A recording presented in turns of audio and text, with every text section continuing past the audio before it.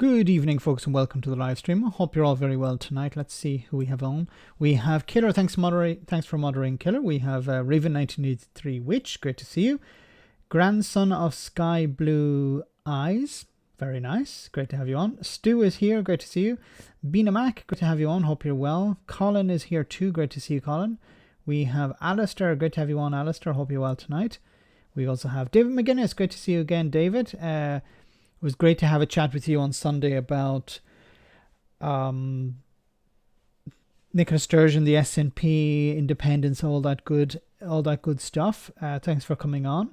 Hope you found it interesting. The chat we had also with Big Maj Studios. We have John O'Sullivan. Great to see you, John. Young Ralph is here. Great to see you. Freddie B is here too. Hope you're well. Kevin is on. FSM is the dog. Great to see you. We have Joe Cake. Great to have you on, Joe Cake. Hope you're well tonight. Von Mechanizer is here. CGM. Great to have you on. Hope you're well. Chatty Rat. Great to see you. We also have Yoni. Great to have you on. It's Tuesday already. Sheesh. Lena. Great to have you on. Hope you're well. Jim is here. We also have King Muffin. Fantastic name. Cthulhu NC. Great to see you. Cthulhu INC. Sorry. Cthulhu Inc. We have also, let me see, Norflinger, Jim, Liam, great to have you all on. We also have Daniel is here. Fearless Wolf as well, great to see you. Hope you're well. QA Library is on as always, great to see you too. Tories don't get tasered, great to see you. And so many more. Hope you're all very well tonight. Hope you had a nice weekend. And Jesus, it's Tuesday. Yes, it is indeed. It is Tuesday, yes. I was like, is it Monday? No, it's Tuesday. So I hope you had a good weekend, and I hope you enjoyed the Sunday roast. We're planning some very interesting guests, hopefully for the next Sunday roast or the one after that. A special guest, somebody very famous. And we're going to have an interesting chat tomorrow. It's pre-recorded, but you'll be able to see it tomorrow.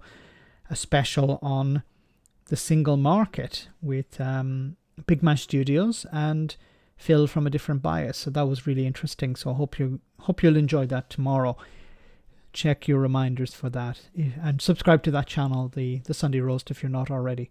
I thought it was Friday because I do the live stream on a Tuesday night and Friday night, and sometimes I get confused, and sometimes I'd said, have a nice weekend, people, and the moderators would say, Max, it's Tuesday.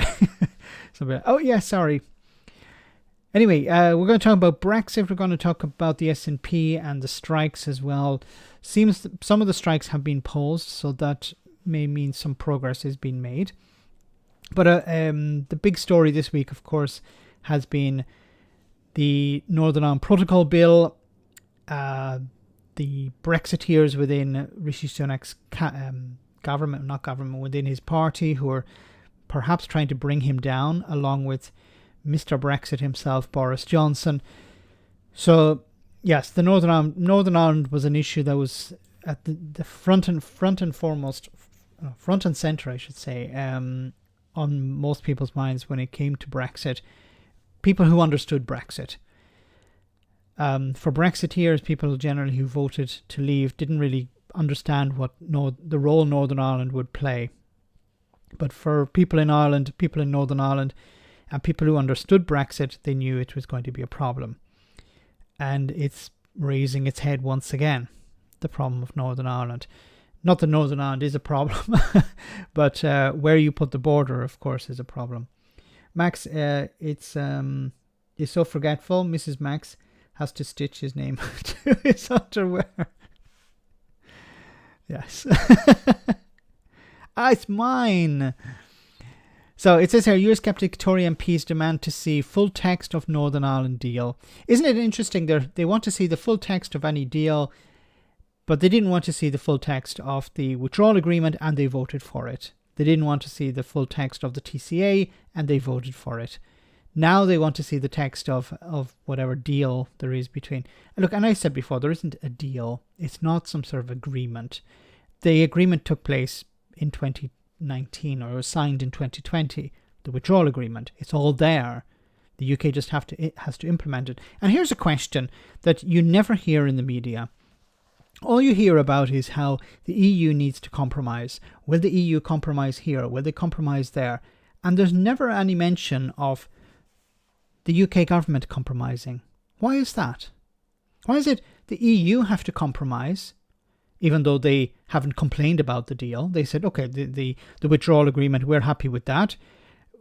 Is Lord Frost and Boris Johnson happy with it? Yeah, they're very happy with it. Wonderful. It's an oven-ready deal. Good. Let's go ahead and put it in place. And then a year later, the Tories are complaining about it. The EU have never complained about it. The EU have never said it's unworkable or it needs to be it needs to be renegotiated or anything. But the people who have to compromise are the EU. I've never heard a journalist in the UK ask the UK government, how have you compromised? You keep asking the EU to compromise. How have you compromised? How has the UK government compromised when it comes to the Northern Ireland Protocol? The ECJ, yeah, but you signed up to that. Border in the Irish Sea, yeah, but you signed up to that. Like, where is the compromise? They keep demanding compromises on the other side, but they never are forthcoming with their compromises. I think for two reasons. One is they don't want to compromise, and the second, if they do compromise, it'll be seen as weakness, and then this will upset the Brexiteers. Remember, Britain is supposed to hold all the cards. People still believe that. Anyway, it goes on to say the European Research Group of Eurosceptic Conservative MPs is demanding to see the full text of any deal. I hate they keep calling it a deal because it's not a deal. On the Northern Ireland Protocol, piling pressure on the Prime Minister to meet their demands of radical changes to the Brexit trading arrangements. These are, of course, people who campaigned with Boris Johnson on the oven-ready deal. Their demands come as Maroš Šefčovič, the European Commission Vice President in charge of Brexit, said the EU and the UK could see the finishing line for a deal. He said he was due to have a meeting via video link with the Foreign Secretary James Cleverly on Tuesday, but told reporters earlier that he hoped the deal would create conditions for the next 25 years of peace in Northern Ireland. Sir Geoffrey Donaldson, once again, calling it a deal doesn't make much sense, and I think he's calling it a deal because he has to give some sort of incentive, give some sort of support to Rishi Sunak to say, yeah, we're compromising, we're doing a deal with you over this. So Geoffrey Donaldson, the Democratic Unionist Party leader, plans to address the ERG on Tuesday amid fears of a sellout in the group. When was this actually? This is Tuesday. Okay. This was this morning, I think. This report. No, it's from this afternoon. So maybe they're yet to meet the ERG. So Geoffrey, on Tuesday, amid fears of a sellout in the group, the DUP chief has already said the deal is on the table. The deal that's on the table falls short of the 7 conditions it laid out for the deal and for the resumption of power sharing installment. The DUP said, we want this, this, and this. We represent a minority in Northern Ireland. We're not directly affected by the protocol. Businesses that are affected by the protocol are happy with the protocol, or reasonably happy. They've asked for some tweaking within the protocol to be carried out by the EU, and the EU said, yeah, sure, here you go, and they were happy. The only people who are upset about the protocol are the DUP, who are not actually affected by it. The DUP aren't selling stuff. Good. Can you imagine if they were? Alistair, thank you so much for offering all those memberships. Thank you so much for that. So whoever has received a membership, you'll have access to Discord, and you will be able to see some of the videos that I've put for members only. Thank you so much for doing that very kind gesture, Alistair. Very kind of you. Thank you so much. Random Scottish History, great to see you on the stream. Hope you're well tonight. It says also, a senior source at the ERG said the failure to get the DUP involved from the start was a schoolboy error. I don't know, because of course if you want if this is to get the DUP back into government, then it makes sense to have the DUP on board in a sense from the beginning. But as I said before, the UK government don't really think about Northern Ireland, don't care about Northern Ireland. So, we have to sort out this protocol. Okay, what should we do? Maybe have the DUP on. Why? I hate those guys. They're really backward. The Downing Street had a deal last week, but they didn't share it. Didn't share it to the DUP before last week, so they don't have a deal now, said the MP in reference to Sunak's first briefing of DUP MPs last Thursday and Friday in Belfast. They have not handled this very well, the MP added. One source close to Downing Street said a text had been shared with the DUP last week, although another MP claimed the DUP had said it was more like a command paper than the text of a deal. The ERG also wants a line-by-line review of any deal by its Star Chamber, the Star Chamber of lawyers, who in the past included Martin Hull KC, before deciding on whether to reject it or back it. The Prime Minister's spokesperson played down the prospect of a deal being announced on Tuesday or Wednesday. There is some concern that the longer the two sides leave it to strike a deal, the greater the risk of it unravelling. If a deal is agreed, the government is expected to move quickly, with hopes that the European Commission President Ursula von der Leyen could come to London to shake on it. Yes, look, if the Tories want some sort of deal, they need to act quickly, because the longer you leave it, the bigger the rebellion becomes. You need to, and this is a big problem. I think this is a big problem with Rishi Sunak. He's not a politician. He's a sort of a manager, and he doesn't know how to work with people. He doesn't understand Northern Ireland. He doesn't understand Brexit. He doesn't understand the Northern Ireland Protocol. He doesn't understand how to work with the DUP, how to use the DUP, how to manipulate them. He's not a shrewd operator, maybe in business, but not in politics.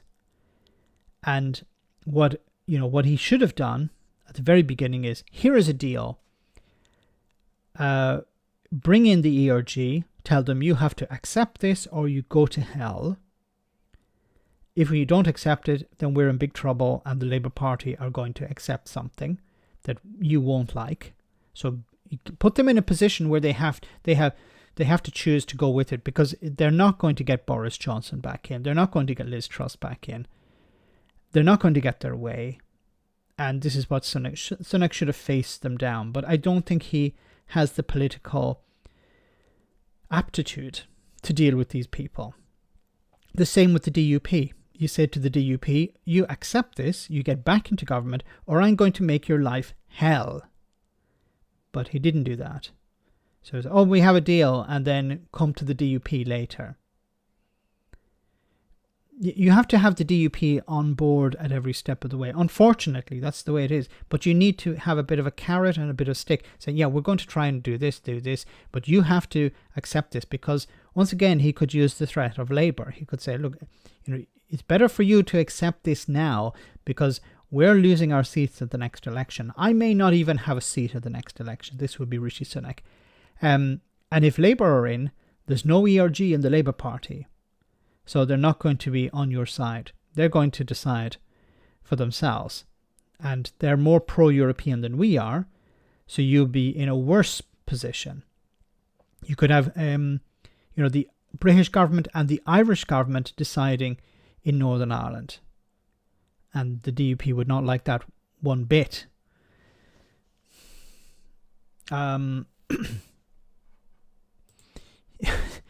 And it just gets crazier and crazier. Here is the Belfast newsletter, which is a pro-DUP newspaper. It says, changes to Good Friday Agreement settlement might be required to reflect the changing electoral landscape of Northern Ireland, a former Secretary of State has said.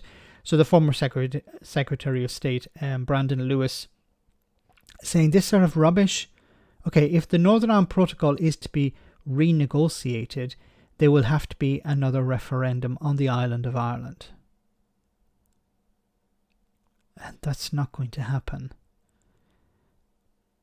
These people don't understand the Northern Ireland Protocol, the Good Friday Agreement. Did I say the Northern Ireland Protocol? I meant the Good Friday Agreement.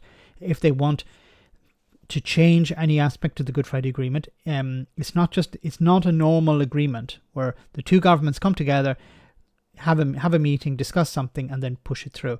It doesn't work like that. These people don't understand how these things work. Going on. Of Brexit past, haunting politics once again. Boris Johnson isn't back, but sources close to him were briefing papers today with a warning to Rishi Sunak that it would be a mistake to ditch the bill Boris Johnson introduced to allow the UK to scrap parts of the Northern Ireland Protocol without agreement from the EU. It's not an entirely... So what he should have done is he should have said, we don't need the Northern Ireland Protocol bill because we have an agreement. Because if he leaves it there, it's going to sour relations with the EU. Because what does the Northern Ireland Protocol bill allow? It allows ministers to tear up parts of international law. Tomaleg, thanks so much for that super chat. Telling the dupers they're going to hell would scare the crap out of them. Yes. They believe hell is a real place. Or at least some of them do. Really unhelpful intervention. I think the Prime Minister would acknowledge that part of the reason why we've been able to make progress is what his predecessors did to get us there, the Northern Ireland Protocol Bill being part of that. But it's always been our preference for a negotiated settlement. We're still back in 2019. Joe Hogan, thanks so much for that super chat. Thanks so much for the support. It's like being back in 2019 again. We need a no-deal Brexit to convince the EU that we're serious, when the EU knew that you would not accept a no-deal Brexit. We need to be willing to tear up the Good Friday Agreement in order to show that we're serious. You're not going to tear up the Good Friday Agreement. But to reach a settlement to end checks on goods travelling between Great Britain and Northern Ireland, we understand the EU sees dropping the Northern Ireland Protocol Bill as a logical outcome of any deal. Today, raised suspicions within the Conservative Party over the former Prime Minister's motivation to intervene.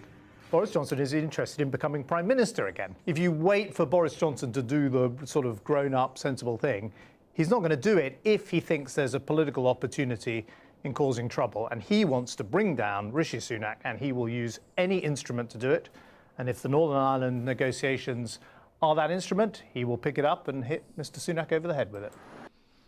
I don't like George Osborne, but he's correct there. It's all about Boris Johnson. Oh, can I get back into power? Then I'll use this as a bargaining chip. I'll use this as a tool. Completely unacceptable. Risking peace in Northern Ireland in order to get himself back into number 10. But then, is anyone really surprised?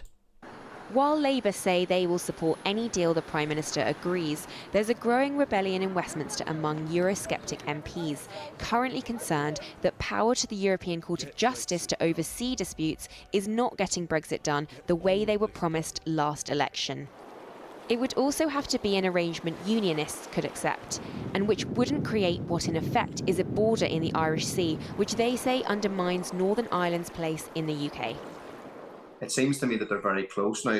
That's a very different question to whether or not the DUP will be happy enough to go back into government. But I think we're going to get to a point where they will get very many things that they ask for. They won't get everything because that's how it works. And they have to be ready to take yes for an answer one of these days. Visiting Munich yesterday in attempts to resolve issues with the protocol, the Prime Minister said good progress had been made.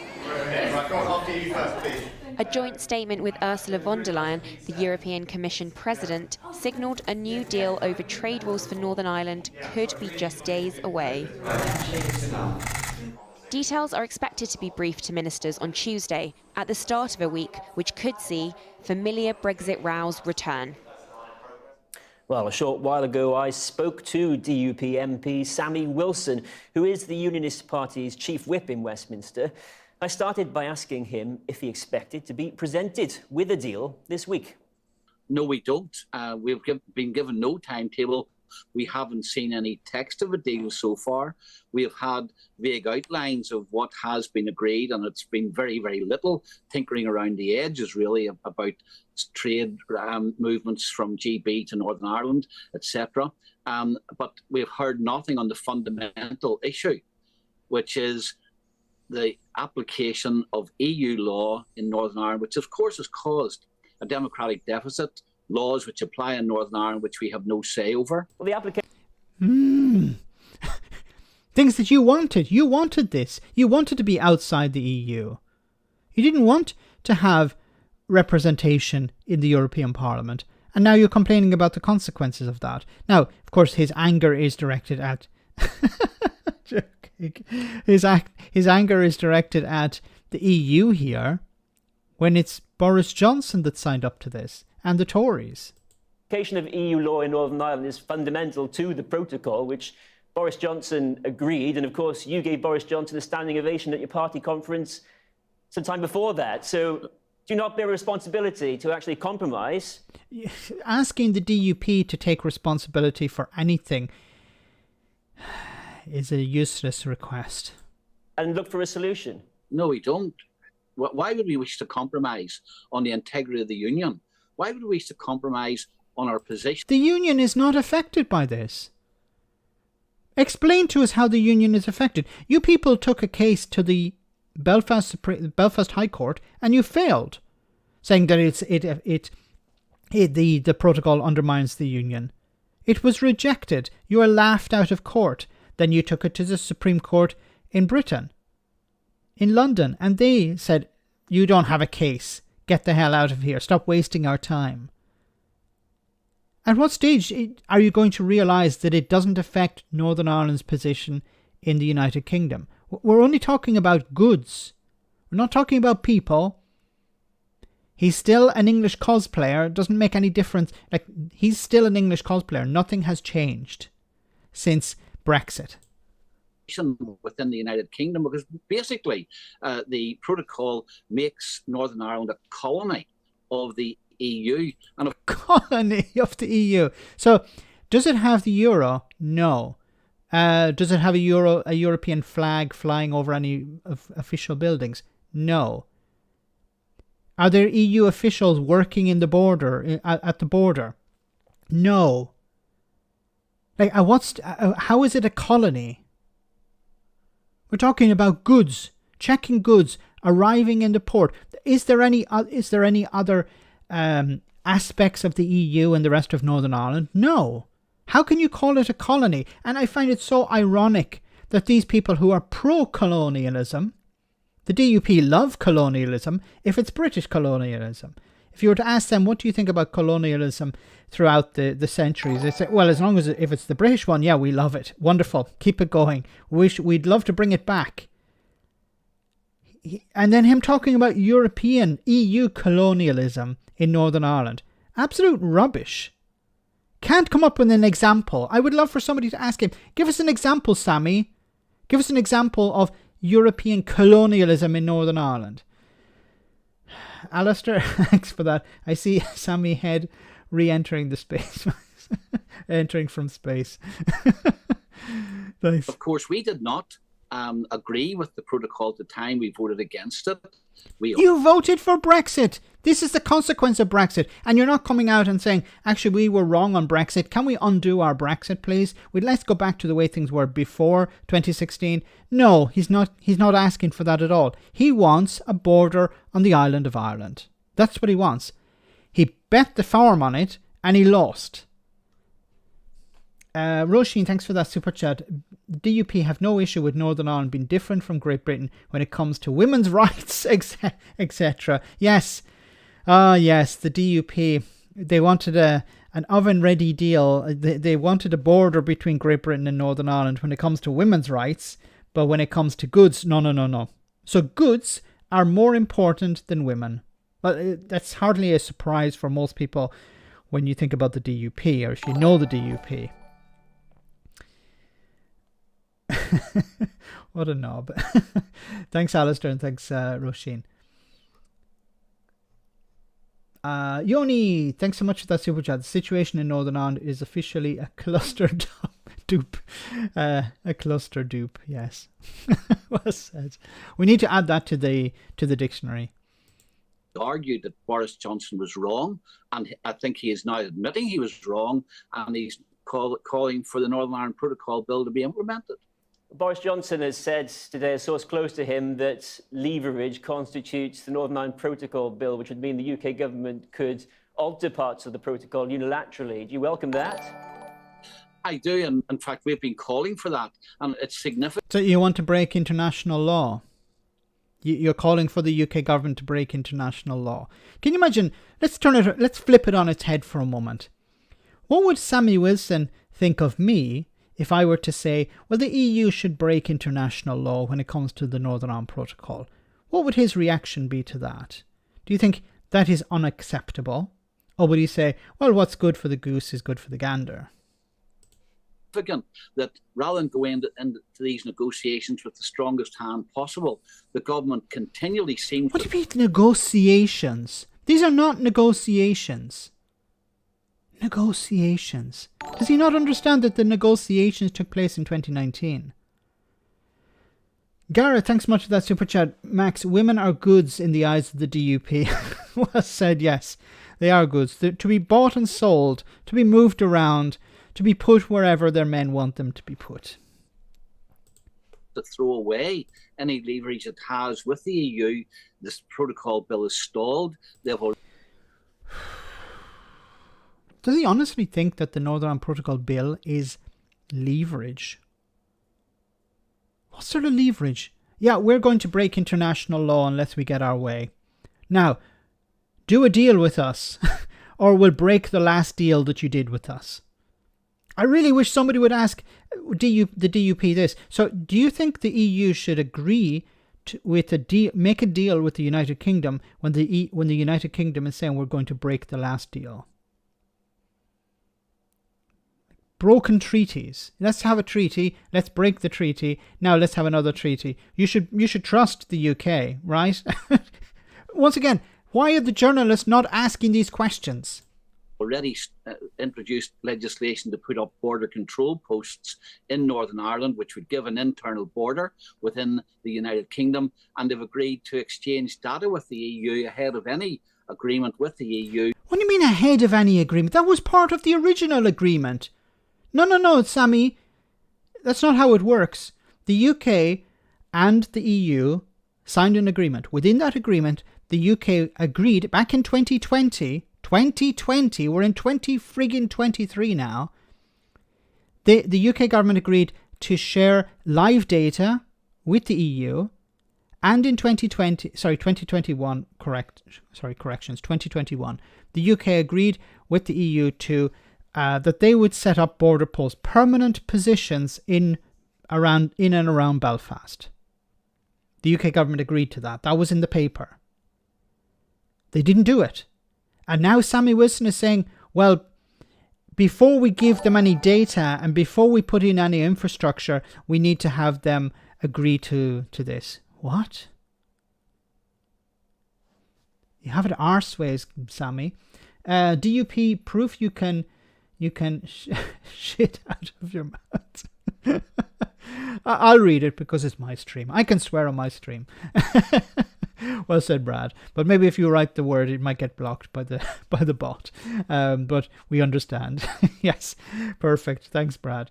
But it's true. Yeah, the DUP can shit out of their mouths. Maybe his arse gets jealous because his mouth says, does all the work. About lifting the impact of the protocol. Well, so I think the government has used this leverage. But how is that agreed? So if I go into the bank and I say to the bank, I'd like a loan to buy a car, for example, and about 6 months after not paying any money back to the bank say, look, you're supposed to pay your loan, otherwise we'll come and take your car. And you say, well, my leverage is I'm going to start paying in the future so that you don't take my car away. They're like, no, that's not how it works. You agreed to pay installments for the car. No, but I'm going to pay them in the future if you allowed me to keep the car. What? Great Max is on a spicy trip. Thanks, Alistair. Just, I don't know what it is about Sammy Wilson, but he really rubs me the wrong way. If now Boris Johnson is telling and saying to the government, this is something you should do, hopefully that will add to our voice as well. Don't you think it's telling that the progress that's been made in recent days has been whilst that so-called leverage, as you put it, has actually been on the back burner? Rishi Sunak's taken a different approach. No, because the progress which has been made so far is very slim and the fundamental issues have not been addressed. And we believe that the fundamental issues and minds could be concentrated to deal with the fundamental issue, namely that the EU still wishes to make laws for part of the United Kingdom. And they're not laws for Northern Ireland. They're laws regarding, but it's not even laws. It's, okay, if you want goods to come, in order to protect the single market is in a sense open. Goods can flow from Great Britain into the single market via Northern Ireland. Now, we'd like some checks carried out. The UK government said, yes, don't worry, we will carry out those checks. The UK government hasn't been carrying out all those checks. They haven't been upholding their side of the bargain. So the EU is saying, okay, but you need to do this. And the UK government's response is, you need to be flexible. And you have the DUP here not understanding it or pretending not to understand it and suggesting that the EU need to compromise, the EU need to be flexible, the EU need to do this, the EU need to do that, and the EU needs to stop asking to be carrying out checks. Don't be carrying out these checks. Okay, but we need to protect the single market. How can we protect the single market if we don't carry out these checks? This is a question for I really wish people would push back a bit on the DUP. What's the alternative? Of course, his alternative is to put a border on the island of Ireland. And to hell with the consequences. Because he doesn't care about the consequences. Or perhaps even more sinister, he would love the consequences. The DUP would love to have a border on the island of Ireland. They would love to see the IRA come back and start attacking those border posts so that their friends in the loyalist community can start working as well. And then this would polarize Northern Ireland even more, and they would benefit in some way from that. They want to go back to the bad old days. Because they never supported getting out of the bad old days. That's the problem with the DUP. Gareth, thanks so much for that super chat. Sammy epitomizes the phrase, bugger me in Belfast. I've never heard that phrase, but thanks for that. That fundamental issue has to be addressed. It hasn't been addressed because the EU, all the EU have been talking about so far is improving the protocol, improving its operation. Yes. What's wrong with the protocol? The protocol is the fire extinguisher. Brexit is the fire. And Sammy Wilson wants to throw the fire extinguisher out the window and fight the fire. Well, he doesn't want to fight the fire because he thinks it's nice and warm. He doesn't care about the fire. He doesn't care about the damage the fire is doing to the building. He wants to throw away the fire extinguisher because he doesn't like it. Because he likes fires. We believe that fundamentally the protocol is wrong for Northern Ireland, it's wrong for the United Kingdom, it undermines Brexit, and therefore it must be fundamentally changed. There we go. It undermines Brexit. The Northern Ireland Protocol undermines... See? There, I was right. He likes fires. The fire extinguisher, he doesn't like fire extinguishers, he likes fires. He says the fire extinguisher is undermining the fire. Maybe I should make a clip of this and respond to it in different detail. But, this is it. The DUP likes fires. They're fire starters. Somebody comes along with a fire extinguisher and they say, hey, put that thing away. I'm enjoying my arsonist work. And you're undermining it with your fire extinguisher. I believe the government would have had a far, far better chance of achieving that. Like fewer and fewer people in Great Britain are supporting Brexit, but the DUP are supporting Brexit. You know what will happen? It'll get to a stage where even Nigel Farage is saying, well, maybe Brexit was a bad idea. But the people who think it was still a good idea will be the DUP. The DUP will never say that Brexit was a mistake. Because the DUP are so pig-headed, no offence to pigs. They will never accept that they were wrong. I swear to God, you're more likely to see Nigel Farage turn around and say, well, maybe Brexit wasn't such a good idea after all, before the DUP will say that. And I said it before, the DUP's hatred of the EU and their hatred of Ireland is stronger, way stronger, than any love for the union. They don't care about the union. They're blinded by hate. It's running through their veins. It's like, the Emperor in Star Wars, so full of hate that he can't see the mistakes he's making. Anyway, let's move on to sticking with Brexit. I'm not going to inflict too much more Sammy Wilson on you, and we're getting late. So Britain's farmers battered by Brexit fallout and rising costs, says union. The clock is ticking to support Britain's farmers battered by a storm of rising costs, labour shortages, bird flu and post-Brexit changes to support payments, the union representing the sector has told ministers. Volatility, uncertainty and instability are endangering UK farm businesses, according to the National Farmers Union, which is urging the government to support British food producers so that they can keep supplying squeezed UK households and a growing global population. Roisin, thanks so much for that super chat. An inevitable pro-protocol vote in 2024 would weaken the DUP position. Plus, they couldn't go back under a Sinn Féin First Minister, so the DUP aren't going back to Stormont. Thanks for that, Roisin. Yes, I think the DUP have painted themselves into such a corner that they can't really do anything about this. And I think what's going to happen is you're going to have joint authority. And I should have double checked this before, but joint authority, as far as I remember, is where the UK government and the Irish government work together to work together in Northern Ireland. And the DUP will not like that. But they put themselves into a position where they can't go back into Stormont now, because they don't think before they act. If they were really shrewd, they would say, these are our conditions, pretty light conditions, and then go back into government claiming, we got these concessions from the UK and from the EU.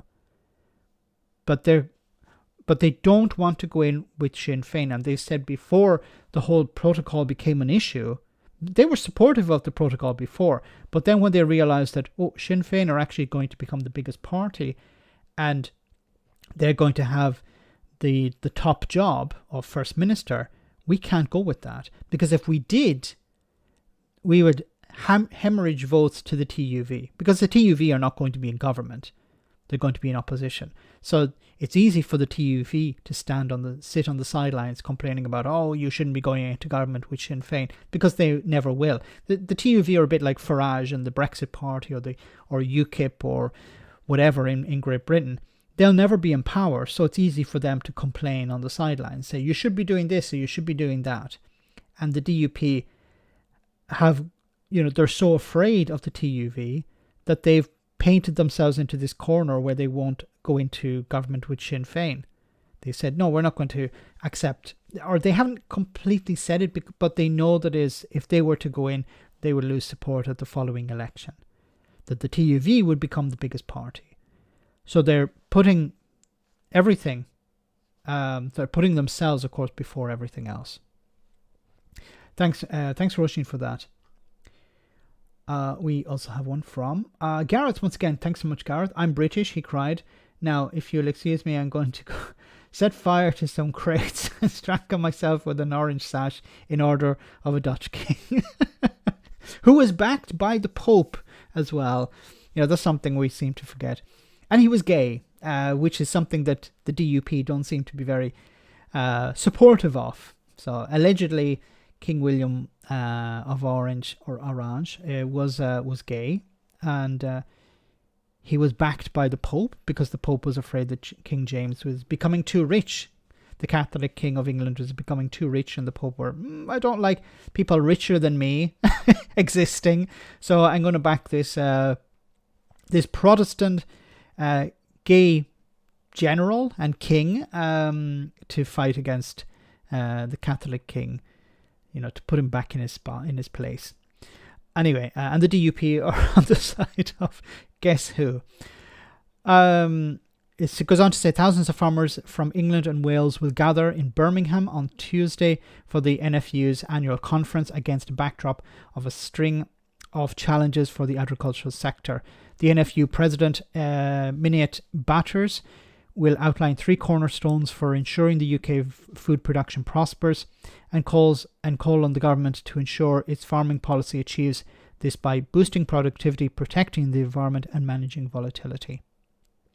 Batters, who has a cattle, sheep and arable farm in Wiltshire, will also say that farmers and growers have an opportunity and a duty to do the best out of our maritime climate, to continue providing food for consumers at home and abroad while remaining committed to achieving net zero and generating renewable energy on their farms. The fact remains volatility, uncertainty and instability are the greatest risks to farm businesses in England and Wales today. Critically, those consequences will be felt far beyond farming. They will be felt across the natural environment and in struggling households across the country, Batters will say. She talked also about Brexit and how Brexit is making life more difficult for farmers, be it exporting, be it importing raw materials like fertilizer, the costs related to that, and staff trying to get the workers they need. This is all a struggle. And while I believe the NFU did not support Brexit, many individual farmers did. And now they're suffering the consequences of that. Before we take our break, just one more story on Brexit. You have Suella Braverman urges Sunak not to ditch Northern Ireland Protocol bill. Another Brexiteer who doesn't understand Brexit. Rishi Sunak has been urged not to drop potential powers to unilaterally override the Northern Ireland Protocol as the first sign of cabinet tensions emerge over the Prime Minister's proposed deal with the EU. The call from Suella Braverman not to abandon the bill echoes the same message from Boris Johnson. Sources close to the former Prime Minister over the weekend urged Sunak to keep the legislation as leverage. Once again, they don't understand leverage. But they're or maybe this is my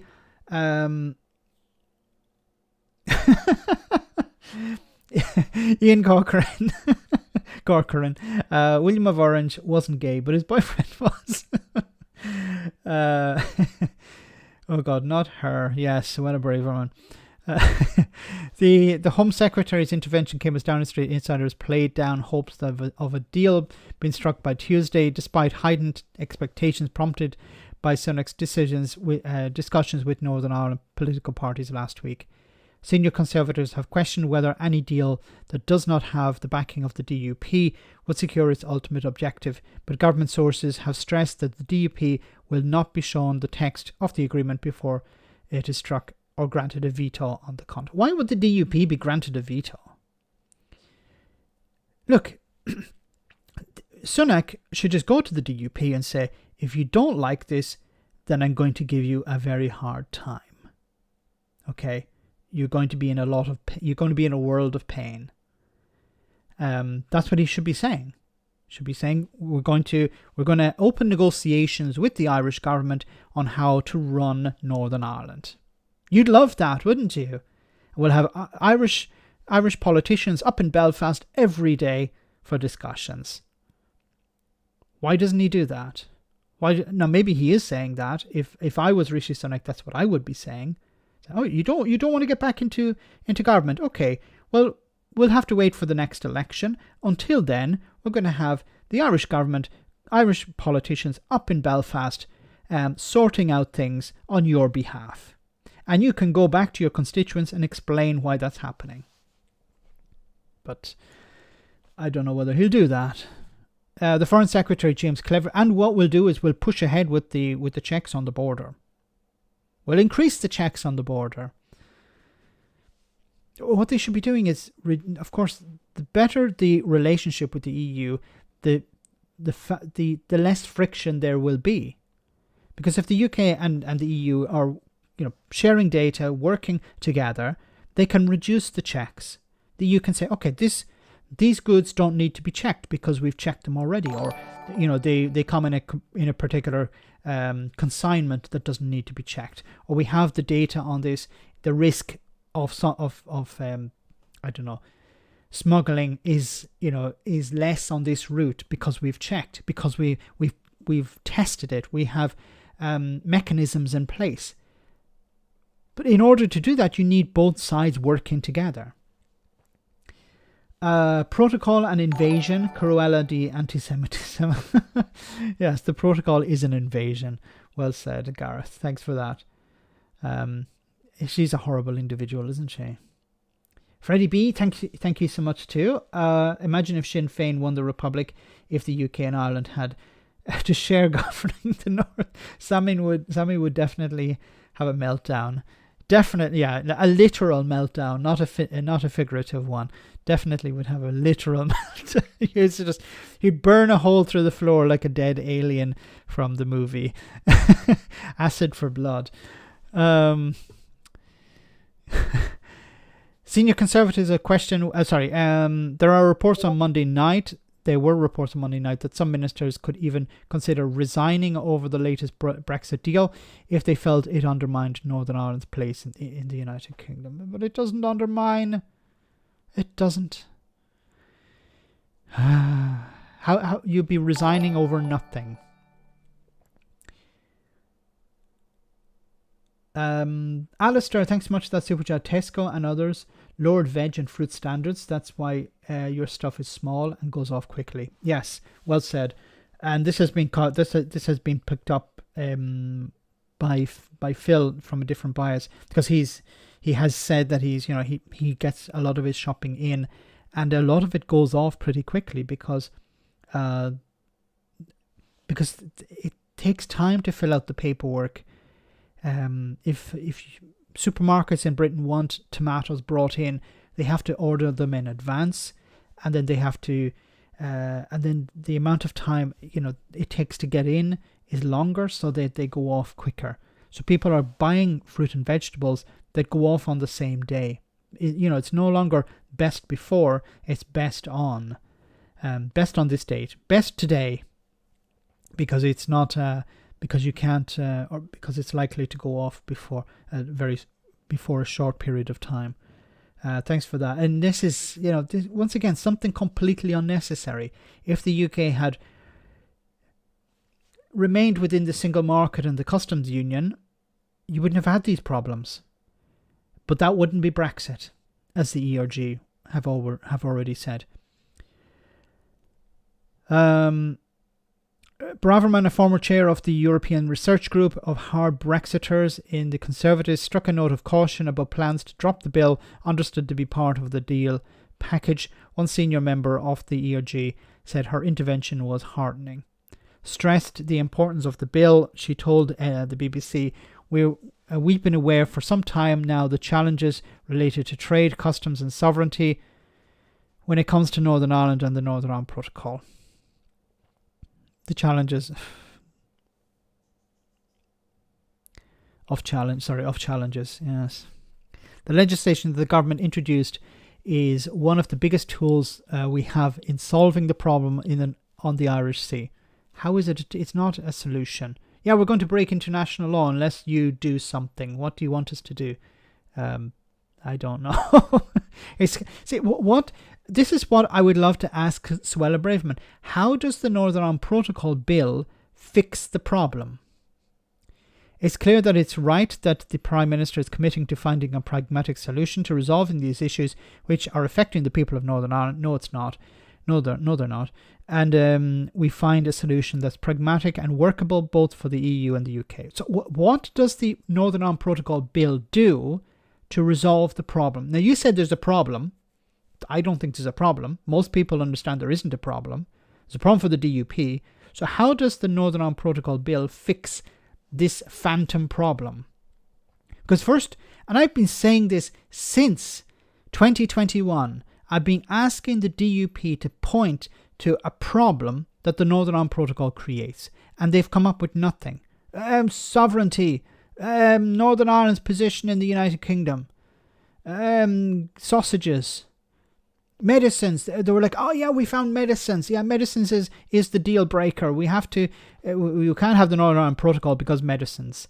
And then the EU said, okay, what we'll do is we'll put in a measure to make sure that, well, it was always there, but if there's specific cases where there's a problem with medicines, there, it's resolved. There, solution found. You notice they don't talk about medicines anymore because they invent problems. Say, oh, here's a problem. The EU say, okay, we fixed it within the Northern Ireland Protocol, within the scope of the Northern Ireland Protocol, within the framework.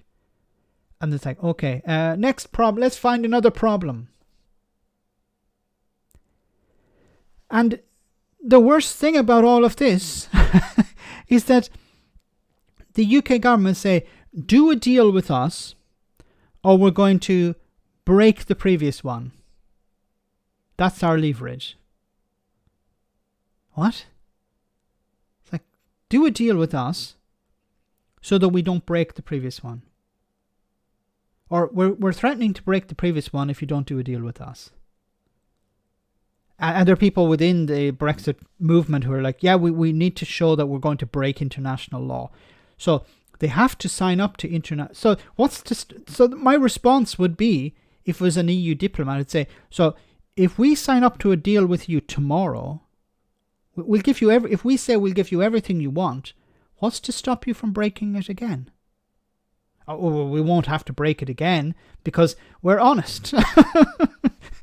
Would we lie to you? Would Boris Johnson, who was our leader for 3 years, lie to you? Of course not. He's just lied to everyone else, but he won't lie to you on this specific occasion. God, why is the world gone mad? Is it only us that sees it's so insane? Is it only us on this stream and a few people outside it that look at this and go, this doesn't make sense. There's something wrong here. You have a government saying, you have to do a deal with us, but we're threatening to break the previous one. And then they go around saying, look at all these wonderful deals we've done with Mexico, with Canada, with Australia. Like, what's to stop you from breaking those deals as well? I know many Brexiteers that say, well, if it's in our interest, we'll break it. Then what's the point in having a deal? What's the point in having an agreement if you're going to break it willy-nilly? Anyway, guys, ranted a bit there, a bit too much, so it's time for a break, and we'll enjoy this funny moment. I hope you enjoy this, and we'll be back with some serious stuff in just a jiffy.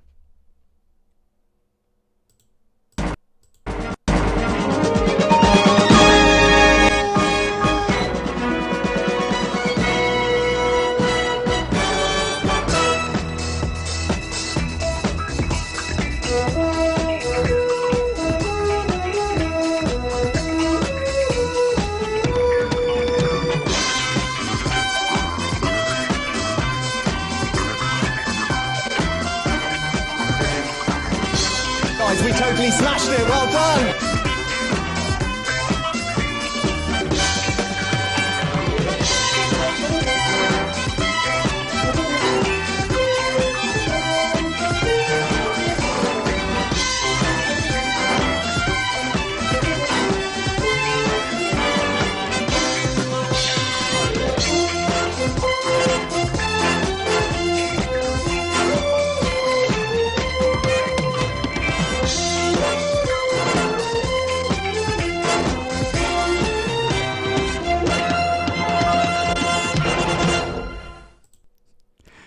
Well done, Colin, for making that. I think it was Colin McQuaid who made this. Wonderful.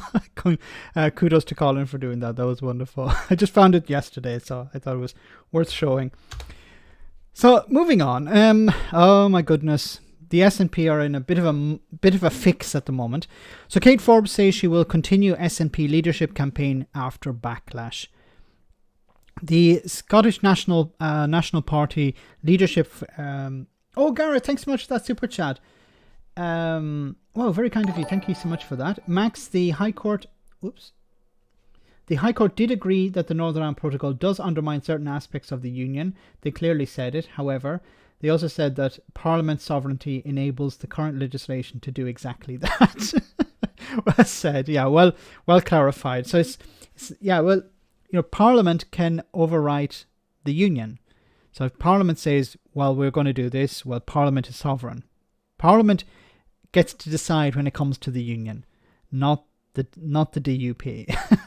And it we saw it when it came to the Good Friday Agreement back in 1998. The UK government brought in made changes to brought in the Northern Ireland Act, I think it was at the time, and this overwrote aspects of the Union, of the Act of Union. So it does undermine certain aspects of the Union, yes, but Parliament is allowed to do that. Parliament is more powerful. Parliament is sovereign. Thanks for that clarification, Gareth. David McGuinness, it's nuts, Max. Do a deal. 2019 oven ready. It works. Oh dear, this works. Let's fuck it up. Yes, and almost every Tory who's complaining about the Good Friday about the Northern Ireland Protocol today backed it in 2019. Some of them voted to stop others from reading it, to stop MPs from scrutinising it, to understand what it was actually contained within. Anyway, back to the SNP. So the Scottish National Party leadership hopeful Kate Forbes has said she will continue with her campaign to replace Nicola Sturgeon at the moment, after her personal faith-based views on equal marriage and having children outside marriage prompted an immediate and furious backlash.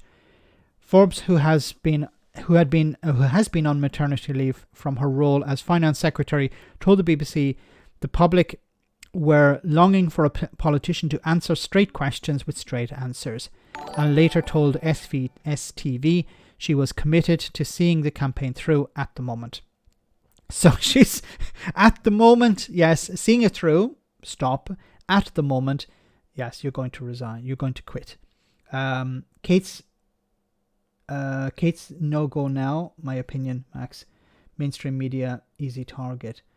I think she made a lot of mistakes for herself. I think she could have easily come out and said, look, these are my positions, these are my personal positions, but as First Minister, I'm going to do what's right for the people of Scotland. So I'm not going to allow my personal faith to interfere.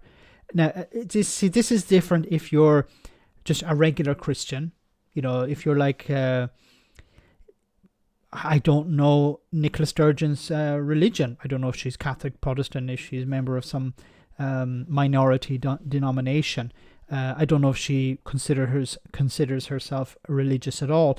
But if she did, you could see how she'd be able to separate whatever faith she had from her running of the country. But when you're a fundamentalist Christian, which I believe Kate Forbes is, it's much more difficult. And, the things she's come out with, I think really has sunk her chances. Because Scotland is a young country, in the sense that a lot of young people live in Scotland. And young people are more progressive, more left-wing, you could often say. And they're more open to the idea of marriage equality, trans rights, and other issues like this. And, Kate Forbes would be sort of swimming against the current here, I think. And it would become, she could win the nomination, she could become First Minister, but I think she would be constantly responding to things like this, which would undermine her as a leader. It would become a sideshow, and you don't want that. Roisin, thanks so much for that super chat. Regarding the British democratic system, Parliament and the government voted in by a minority can override any legislation, etc., or any rights, which is true. Yes. The DUP don't have a problem with Parliament, the British government running roughshod over people's rights, but they're happy with it to break international law. Forbes was so bad she could go to trust for advice. Yeah, it went really bad. The interview, I covered it today. Didn't get a lot of coverage on the channel, but I think, I think as a finance secretary, I think she was doing a good job, but that doesn't involve getting involved in people's lives, in their personal lives too much. So I think I think she's probably going to drop out pretty soon because her personal opinions will become a distraction. She sounded like a Scottish family party leaflet. Marriage is between a man and his wife. Children should only be born within wedlock. Gay people need to, I don't know, whatever the pamphlet would say. And I'm not sure, I don't remember exactly what she said. Well, they shouldn't be allowed to marry. I think that was her position anyway. That's out of step with the general public in Scotland. Maybe the general public in in North Antrim, where the DUP stronghold is. She'd be probably more popular in there than she would be in Scotland, I think. Maybe she could run as a as a DUP MP. Not sure what her position is on the union, because she didn't mention a lot about that. Anyway, but many prominent backers swiftly fell away, while LGBTQ plus party members described their anger and shock. Forbes, a member of the socially conservative Evangelical Free Church of Scotland. Oh, okay, here we go. There we have it. I didn't actually read this article before, so I had a feeling she was a fundamentalist Christian. Yes, she's an evangelical. Initially told reporters on Monday she would not have voted for the SNP equality marriage legislation. She had been an SNP at the time, just hours after her campaign. By lunchtime Tuesday, the MSP for Skye, Lochinvar and Badenoch had lost at least half of our original MP and MSP supporters, as she doubled down on her straight talking, telling Sky News that having children and sex outside marriage was wrong according to my faith. Was God married to Mary when... No, anyway, never mind. Was the angel... I don't know. Okay. A source working closely with Forbes' campaign acknowledged that the past 24 hours had been bruising, but underlined that she had always been honest about her religious beliefs. Well, this is strange, because if she said she had always been honest, then why did she have so much support, and why did that support collapse in the space of 24 hours? About her religious belief and her refusal to put up a pretense in order to win votes, a sign of integrity. Forbes also said she would not challenge the UK's block on Holyrood's gender recognition bill and did not support self-identification for transgender people or extending the application process for gender recognition certificates to 16 and 17-year-olds, views that echo many opponents of the changes.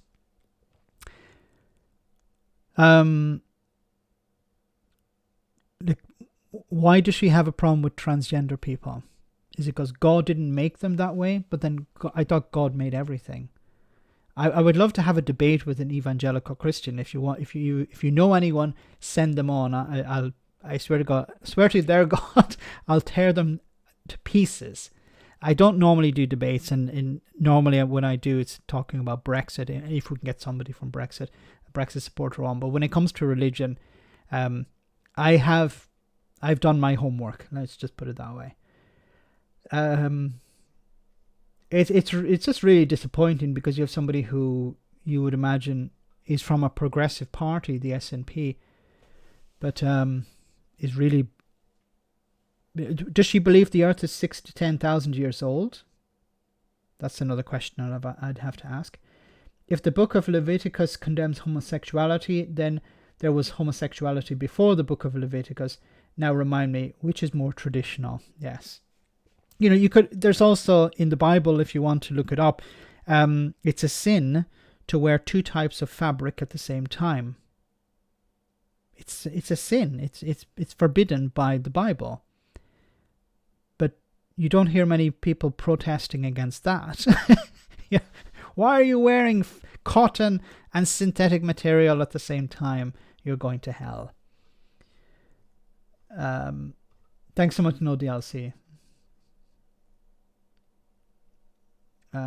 Try Enoch Burke. Yeah, that guy as well in Ireland. He was trying to preach to not the choir in schools. He was a teacher. No, I don't remember the full details, but I think he was a teacher in a school in Ireland, and he was trying to push his crazy ideas onto students, and they were like, no, you can't do this here.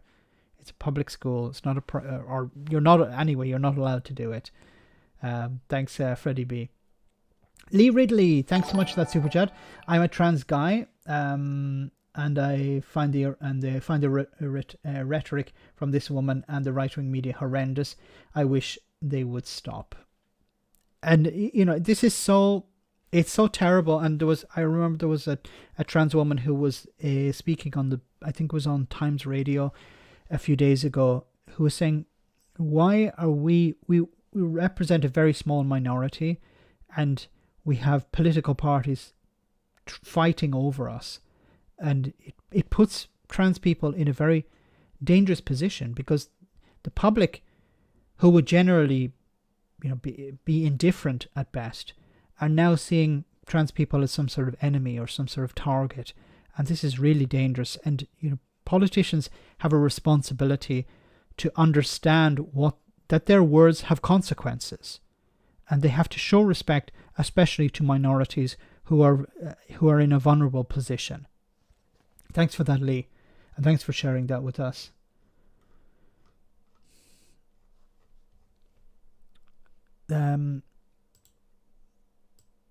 Just a little bit more on that here. Kate, hi, nice to meet you. Connor from Sky. She is the one wanting to fill Nicola Sturgeon's shoes. An eventful 24 hours. The woman in charge of the country's finances, the devout Christian who would have voted against equal marriage. Has your campaign gone up in flames? No, absolutely not. Is it correct for people across Scotland to have children outside of marriage? It's not. It's something that I would seek to avoid for me personally. In terms of my faith would say that children, it says sex is for marriage, and that's the approach that I would practice. But so is it, in your view, wrong then for people to have children outside of marriage? That's your view, isn't it? I mean, you're asking me, would I impose my view? No. You're being asked a very specific question. Do you think it's wrong? It's not whether you would impose something. First of all, before we get to you imposing something, we have to know if you believe it's wrong. Now, then you have to answer the question, why do you think it's wrong? And the line of questioning needs to be a bit more Socratic. Not Socratic, but it needs to be a bit more detailed. You need to ask her, okay, do you believe it's wrong? She has to answer yes or no. Don't allow her to say, I'm not going to force this upon people. No. First, is it wrong? She'd have to say, yes, it's wrong. Why do you think it's wrong? Well, because the Bible says it's wrong. So do you think people who don't follow the Bible should also believe it's wrong? Then she's in a difficult spot. Then she has to pull out the philosophy card and say, well, in a society, but then we don't need to listen to the Bible. Well, no, you should listen to the Bible. So this is the problem for these fundamentalist Christians. They try and ride two horses here. They'll try and say that, on the one side, yeah, the Bible is true and you should listen to the Bible. But then when they get to a position where they can't use the Bible, then they have to jump on the other horse and say, okay, this is it's a philosophy question, or it's a societal issue that we need to deal with. And, this is how they smuggle in the religion.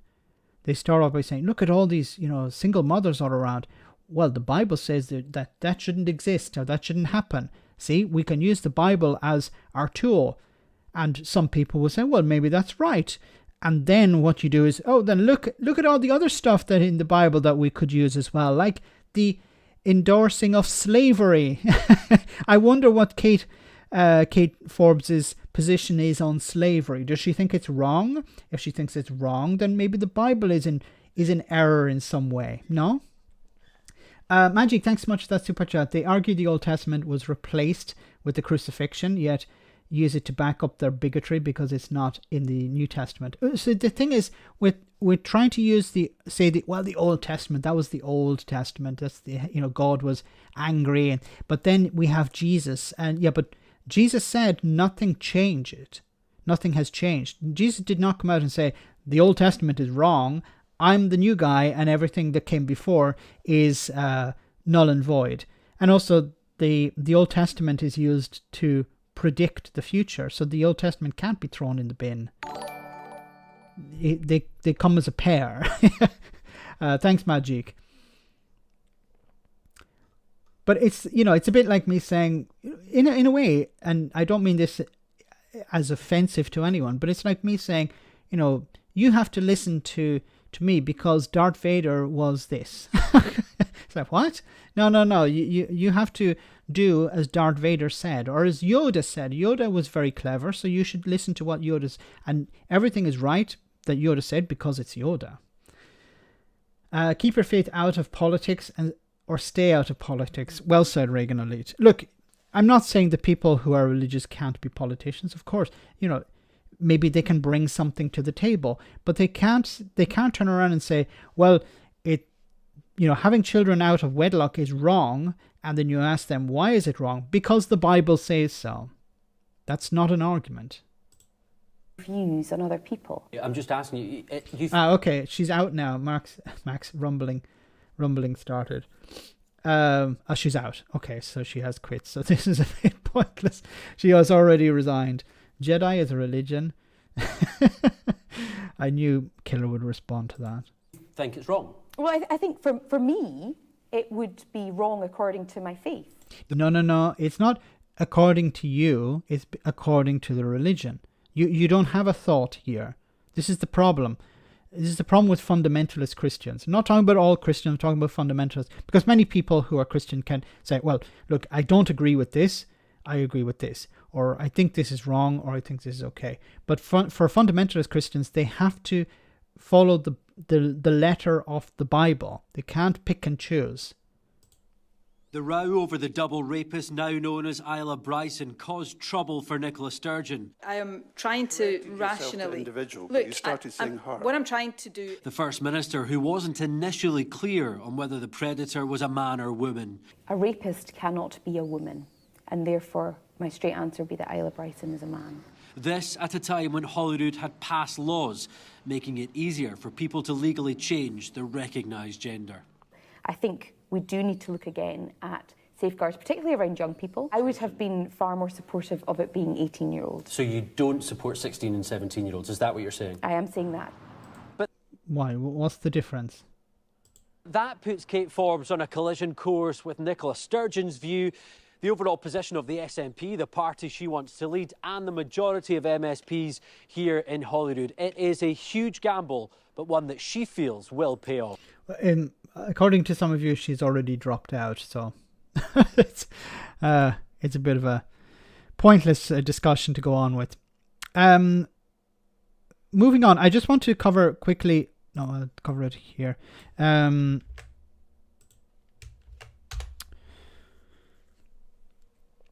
strikes. So it seems that some strike action is going to be paused. The nurses are going to pause their action in order to allow talks to become more intensive. And social care and the Royal College of Nursing have just issued a joint statement regarding pay talks. Let's bring you that statement right now. The statement reads, the Government and Royal College of Nursing have agreed to enter a process of intensive talks. Both sides are committed to finding a fair and reasonable settlement that recognise the vital role that nurses and nursing play in the National Health Service and the wider economic pressures facing the United Kingdom and the Prime Minister's priority to halve inflation. The talks will focus on pay, which of course is significant, terms and conditions, and productivity-enhancing reforms. The Health Secretary will meet the Royal College of Nursing on Wednesday to begin talks. The Royal College of Nursing will pause strike action during these talks. That's the... Now, there's a risk that this is about... Yeah, we'll talk about pay, but not for last year, not 2022, 2023, but 2023, 2024. Because the rate of inflation is lower this year. It's down to 5%. So that'll mean that nurses last year don't get a pay rise, but they will get a pay rise this year based on this year's inflation rate, which in reality will be 15% because they didn't get a pay raise last year, or 16%, which is very dishonest. Rowan, thanks so much for that super chat. She was done for when Kemi Badenoch endorsed her. Did Kemi Badenoch endorse her? Really? Is that a joke? Max, need to confirm it, but someone posted it on the group I follow. Okay, so it seems that she may. It needs to be confirmed, but she's probably gone. She's probably It's when she said this moment, I knew it was over. David McGuinness, thanks so much, Davey, once again. Max, smoke and mirrors. Kate has said it all through. Her fate finds this way wrong. She followed the democratic views of the people of Scotland. I'm not condoning her, but Hamza Yousaf's fate has the same attitude. I think the difference between her and Hamza is that Hamza has said that he supports marriage equality and women's right to choose. So I think that's while he is Muslim, I think he seems to be more. He's more like Sadiq Khan, who's someone who, I'm Muslim, but I can separate myself from the religion. I don't know if she's able to do that. I think there's a difference between, a regular practitioner and a fundamentalist. So it's, I don't think, a fundamentalist is able to separate themselves from their religion, because it's so embedded in them.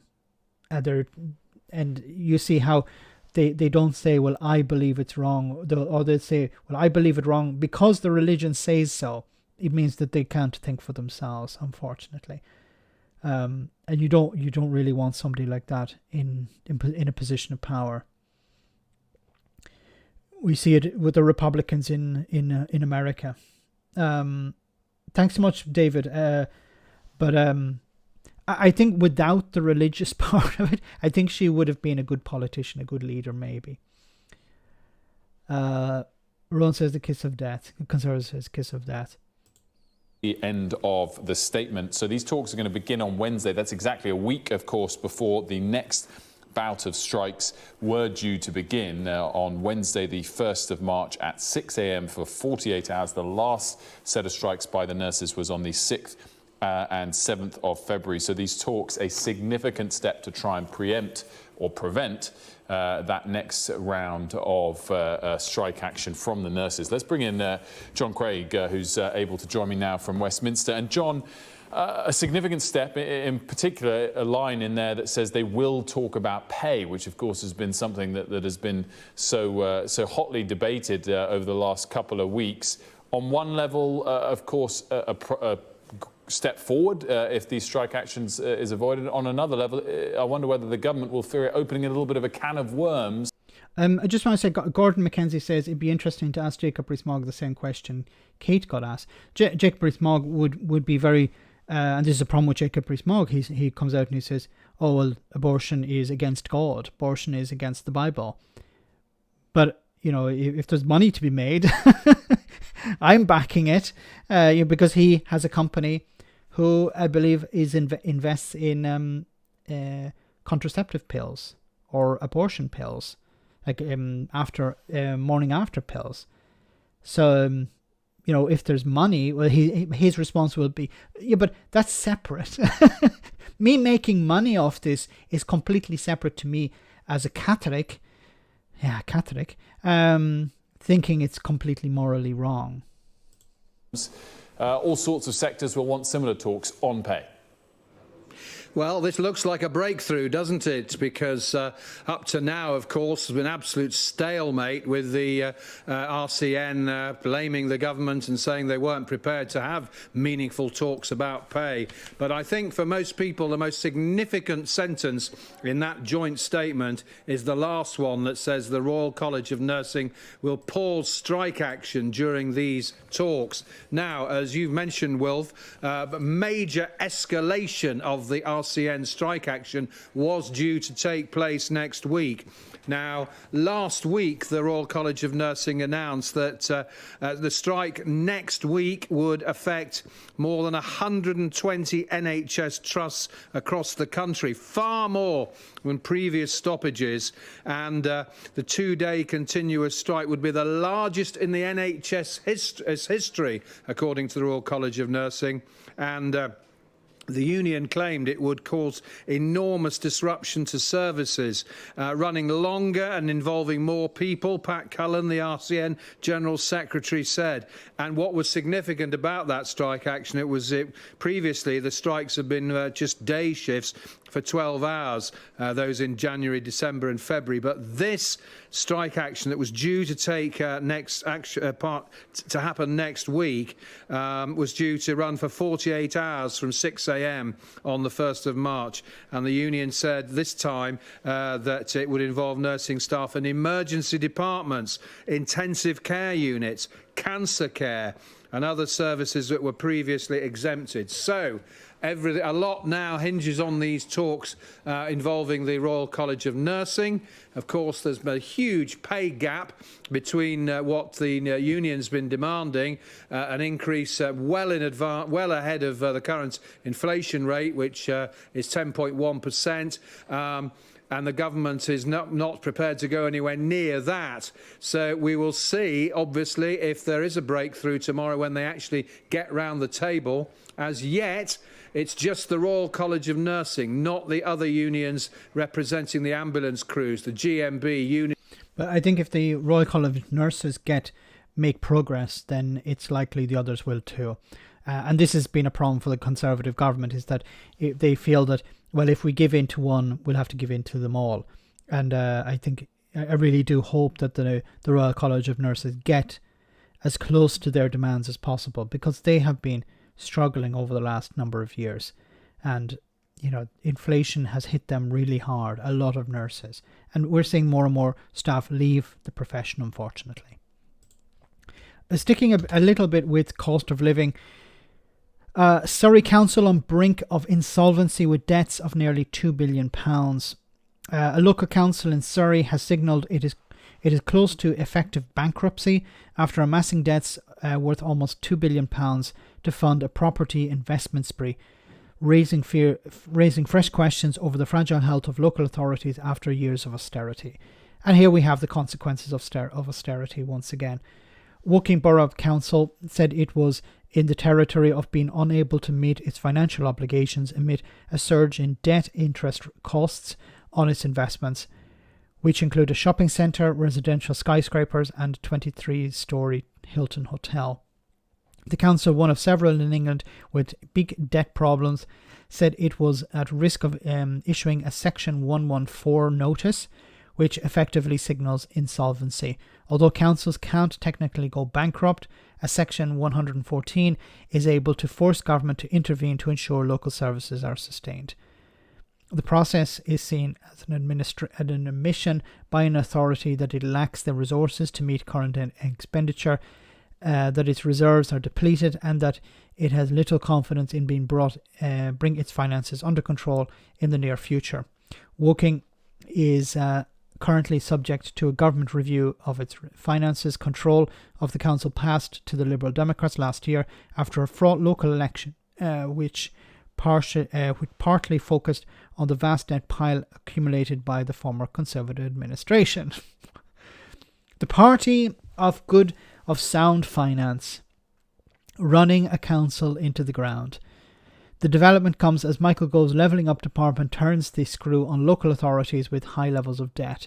The government has ordered inspectors to review the finances, investments and governance of or how direct intervened at several local authorities, including Slough in Berkshire, Thurrock in Essex, and Warrington in Cheshire.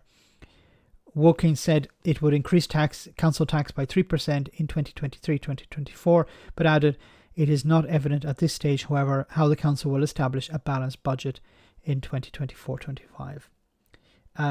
Magic, thanks so much for that super chat. Most councils are basically bankrupt. His Majesty's government now stopped councils asking for an S114 when austerity started because they knew that they were going what was coming down the track. Wow, so the government stopped councils from asking for it. You're not allowed to use this bankruptcy rule. That is nothing. A group of councils have run up a debt of £42 billion. Last figure I saw was the figure was 64 billion, but they formed their own power company. Thanks Magic and QA, and thanks QA for the other piece of information. This is really worrying because what'll happen is public services will be cut. Now, is this by design?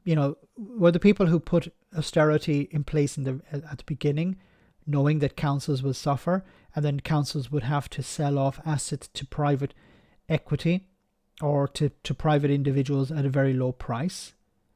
Is this the disaster capitalism of austerity taking hold here? It definitely looks like it. Who is going to benefit if councils collapse, if councils are insolvent? Well, councils own, property, and that property will probably be sold off to somebody for a song. That's what's worrying. Guys, we're almost at the end of the live stream. I just want to cover one final story here. Joe Biden in Ukraine. When Russia invaded, it wasn't just Ukraine being tested. The whole world faced a test for the ages. Europe was being tested. America was being tested. NATO was being tested. All democracies are being tested. And the questions we faced were as simple as they were profound. Would we respond? Or would we look the other way? Would we be strong? Or would we be weak? Would we, all of our allies, would be united or divided? 1 year later, we know the answer. We did respond. We would be strong. We would be united. And the world would not look the other way. I think Putin did believe that it would divide Europe. It would see the West just roll over and allow him to, because he saw it happen when he invaded Crimea in 2014. He thought, okay, the West has not responded. The same will happen when I invade the rest of Ukraine. And he was very wrong. Remember, it was a special operation, not a war, and it was supposed to be done and dusted in a few days. So it's a year now, and it's encouraged and strengthened resolve within Ukraine, and you're seeing Ukraine and its allies wanting it to join the EU. Allies such as people campaigning for Ukraine to join the EU, such as Boris Johnson, and more and more likely Ukraine joining NATO.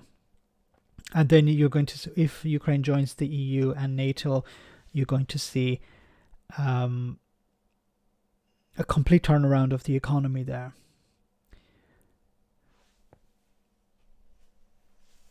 Yes, NATO and the EU are both stronger now. Putin only got Orban on his side. Yeah, Orban isn't doing too well at the moment.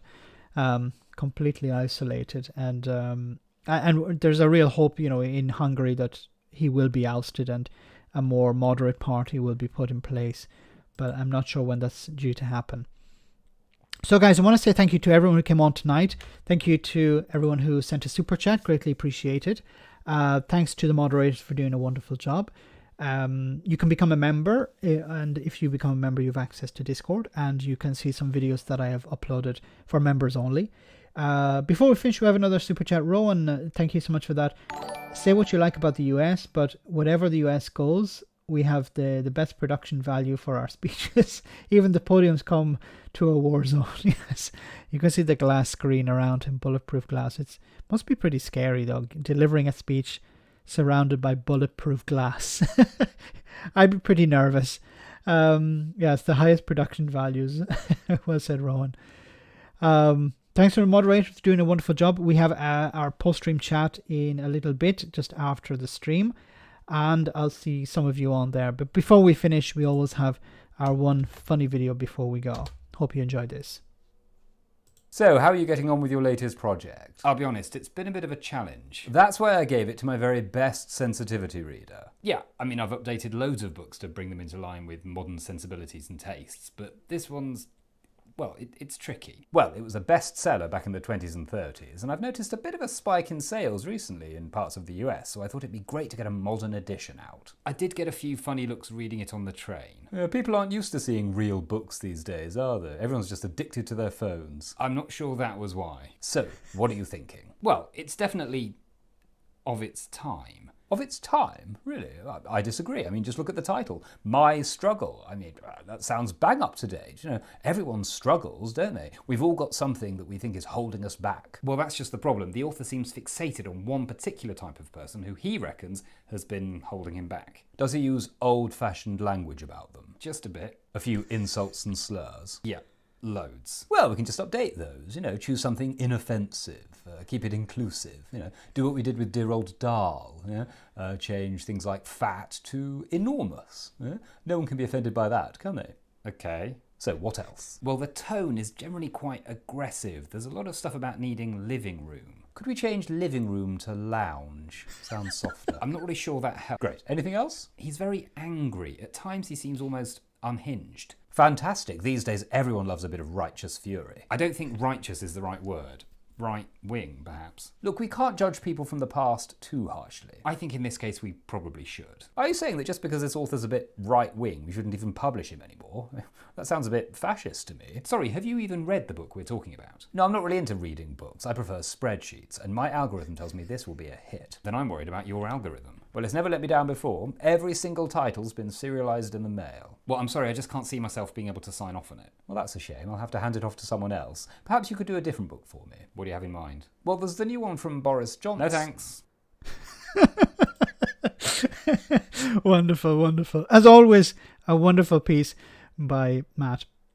So I'll see you on Friday, guys. Remember to check out tomorrow. We have a very interesting discussion between Big Match Studios and Phil from A Different Bias on Brexit related stuff. So that should be really interesting.